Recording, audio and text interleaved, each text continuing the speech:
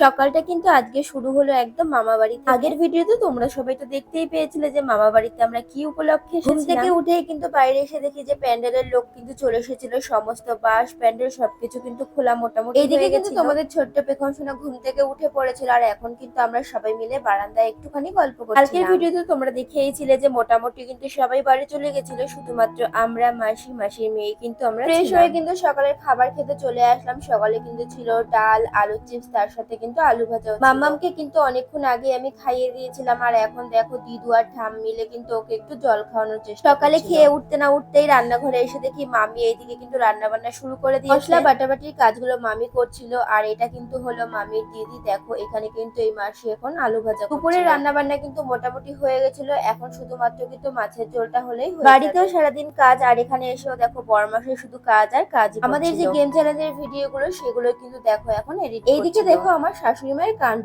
কোথা থেকে নাকি সুগার গাছ, যাদের নাকি অনেক সুগার তারা নাকি এই সুগার গাছগুলো ভিজিয়ে জল খেলে কিন্তু তাদের অনেক উপকার হয়। আমার দিদার যেহেতু সুগার ছিল, দিদাও কিন্তু এই গাছগুলো ভিজিয়ে, জানো তো মামা বাড়িতে খুব সুন্দর একটা কামরাঙ্গা গাছ আছে। এই বছর নাকি এই গাছটাতেই প্রথম ফল হলো। কামরাঙ্গা গুলো কিন্তু এখনো সেরকম একটা বড় হয়। প্যান্ডেলের লোকগুলো যখন বাঁশ খুলছিল তখন কিন্তু বাঁশের আঘাতে কিন্তু অনেক কামরাঙ্গা ছোট ছোট পড়ে গেছিল। আমি দেখতে পেয়ে ছুটতে এসে দেখো সব কামরাঙ্গা গুলোকে আমি তুলে নিলাম। যেহেতু এই গাছটাতে এবছর প্রথম ফল ধরেছে, তাই ফলগুলোকে কিন্তু একদমই নষ্ট করা যাবে না। সব কামরাঙ্গা গুলোকে নিয়ে ভালো করে ধুয়ে দেখো মশলা দিয়ে মাখিয়ে নিয়েছি। কামরাঙ্গাটা মিষ্টি না টক, চলো সবার রিয়াকশন নেওয়া যাক। এক পিস মুখে না দিতে দিতেই দেখো দাদার রিয়াকশনটা। এইবার কিন্তু চলে গেলাম একদম বর্মশাইয়ের কাছে। বর্মশাইও কিন্তু খেয়ে একদম একই রিয়াকশন কষ্ট করে নিয়ে এসে মাখা করেছি, সবাইকে তো আমি খাওয়াবোই, না বললে কিন্তু একদমই চলবে না। এইদিকে দেখো বোন না করছিল, তাও কিন্তু আমি জোর করে দিয়েই দিলাম। আসলে কামরাঙ্গা গুলো তো সেরকম একটা বড় হয়নি, এখনো কিন্তু ছোট রয়েছে, তাই জন্য কিন্তু প্রচন্ড পরিমাণে টক হোক আর মিষ্টি হোক সবাই মিলে যে আনন্দ করে খাচ্ছি, এটার মজাই কিন্তু আলাদা। তার উপরে আবার মামা বাড়ির গাছের জিনিস। আর এই যে দেখতে পাচ্ছ এটা কিন্তু হলো আমার ছোট দিদা, মানে আমার দিদার কিন্তু এক কামড় দিতে না দিতেই কিন্তু দিদার রিয়াকশনটা কিন্তু ঠিক একই ছিল। আমি যেহেতু ওষুধ খাই তাই জন্য টক খাওয়া বারণ ছিল। তারপরে কিন্তু এই যে মাসিমণিকেও দিয়ে দিয়েছি। মাসিমণি কিন্তু বললো যে প্রায় কিন্তু রান্না বান্না কমপ্লিট হয়ে গেছে, স্নান সেরে নিচ্ছে। স্নান সেরে কিন্তু তাড়াতাড়ি করে খেতে বসে পড়লাম, কারণ একটু পরে কিন্তু আমরা বাড়ি চলে যাবো। ছোটবেলায় জানো তো মামা বাড়িতে আসলে অনেকদিন থাকতাম, আর বিয়ের পর জানো তো এই প্রথমবার এসে মামা বাড়িতে থাকলাম। সমস্ত দিকের কাজে এতটাই ব্যস্ত থাকি যে মামা বাড়িতে কিন্তু এখন সেরকম একটা আশাই হয় না। লাস্ট যখন দিদার শরীর খারাপ হয়েছিল তখনই কিন্তু দিদাকে দেখতে এসেছিলাম, আর এখন আসলাম। আর এইদিকে কিন্তু বোনও রেডি হয়ে গেছিল বাড়ি যাওয়ার জন্য, আর পুচকু সোনা যেহেতু এখনো ঘুমায়নি তাই জন্য কিন্তু ওকে একটুখানি ঘুম পাড়ানোর চেষ্টা করছিল।